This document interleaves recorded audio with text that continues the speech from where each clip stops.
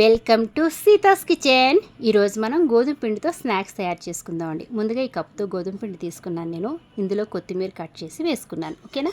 తర్వాత ఇందులో నువ్వులు కూడా వేసుకున్నాను. ఎండుమిర్చిని కచ్చాబిచ్చాగా దంచుకున్నాను. ఒక గింజలన్నీ తగులుతూ ఉంటాయి అన్నమాట, తినేటప్పుడు నోటికి బాగుంటుంది, ఓకేనా. తర్వాత కారం, తగినంత సాల్ట్, ఓకేనా. అదేవిధంగా పసుపు, ఇంగువ కూడా వేసేసుకున్నానండి నేను. వేసుకుని కలిపేసుకున్నాను. బాగా కలుపుకుని స్పూన్తో కలుపుకున్నాక ఏం చేయాలంటే ఒక 3 స్పూన్స్ నేను వేరే కప్పులోకి బౌల్లోకి తీసుకుని పక్కన పెట్టుకున్నాను, ఓకే. అది పక్కన పెట్టేసుకుని దాంట్లో వాటర్ వేసేసుకుని ఇప్పుడు చూసారా ఈ విధంగా తీసేసి పక్కన పెట్టుకున్నాక దీంట్లో వాటర్ వేసేసి కలిపేసి ఉంచుకోవాలండి. ఈ విధంగా వేసేసుకుని వెడల్పుగా ఉన్న దాంట్లో వేసుకుని, ఎందుకంటే మనం తయారు చేసిన ముద్దని ఇందులో డిప్ చేసి వేస్తాం అనమాట, ఓకేనా. ఇలాగ వాటర్ వేసేసి కలిపేసి పక్కన పెట్టేసుకోవాలి, ఓకే. తర్వాత నేను ఇందాక ఏదైతే తీసుకున్నానో అదే కప్తో కరాచీ రవ్వ కూడా మనం ఇందాక పక్కన చేసి పెట్టుకున్నాం కదా, అందులోకి వేసేసుకుని కొంచెం ఆయిల్ వేసుకోవాలండి. కొద్దిగా ఆయిల్, ఎక్కువ కాదు, ఒక స్పూన్ జస్ట్ వేసేసి కలిపేసుకున్న తర్వాత వాటర్ వేసుకుని చపాతీ ముద్ద అయితే ఎలా అయితే కలుపుకుంటామో ఆ విధంగా కలిపేసేసుకుని మూత పెట్టేసి ఒక 10 నిమిషాలు రెస్ట్ ఇచ్చేయాలి. నేను వాటర్తో పాటు పెరుగు కూడా వేసుకున్నాను, ఇది ఆప్షనల్, ఓకేనా అండి. ఇలా పక్కన పెట్టేసుకున్నాక నేను ఏం చేశానంటే బంగాళదుంపలు ఉడకబెట్టుకుని స్మాష్ చేసుకున్నాను, ఓకేనా.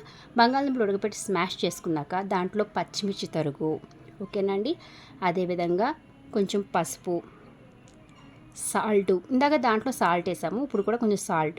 అదేవిధంగా ధనియాలండి, ధనియాలు కూడా నేను కొద్దిగా మరీ బరకగా పెట్టుకున్నాను అనమాట. క్యారెట్ తురుము, కొత్తిమీర తరుగు, ఓకేనా. ఇవన్నీ వేసేసుకుని ఇందులో కావాల్సిన మీరు ఉల్లిపాయ ముక్కలు కూడా వేసుకోవచ్చండి, ఓకే.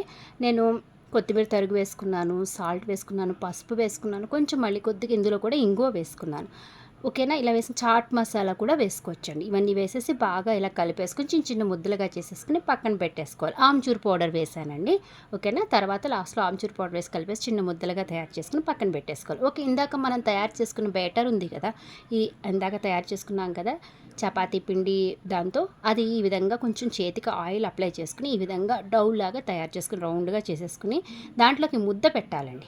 మనం ఇందాక తయారు చేసుకునే ముద్ద ఉంది కదా, ఆలు మిశ్రమం ఉంది కదా, అది పెట్టేసి ఇలా రౌండ్గా మొత్తం అంతా ఫోల్డ్ చేసేసి దాన్ని కొద్దిగా నూనె వేసి దాన్ని మొత్తం కవర్ చేసేసిన తర్వాత ఆయిల్లో కొద్దిగా నేను షాలో ఫ్రై చేశానండి, ఓకేనా. ఈ విధంగా చేసుకుంటే చాలా ఈజీగా స్నాక్స్ రెడీ అయిపోతాయి. దీంట్లోకి వేరేది ఏం నంచుకోవడానికి కూడా అవసరం ఉండదండి, ఎందుకంటే ఆల్మోస్ట్ అన్నీ ఉన్నాయి కదా ఇందులో, ఇంకేం అవసరం ఉండదు. పల్లీల చట్నీతో కూడా బాగుంటుంది, సాస్తో బాగుంటుంది, కొత్తిమీర ధనియా చట్నీతో అయితే చాలా బాగుంటుంది, ఓకేనా అండి. చూసారా ఈ విధంగా రెడీ అయిపోతుందండి, ఓకేనా. వీడియో కనుక నచ్చినట్లయితే లైక్ చేయండి, సబ్స్క్రైబ్ చేయండి, పక్కన ఉన్న బెల్ ఐకాన్ని ప్రెస్ చేయండి. Thank you for watching.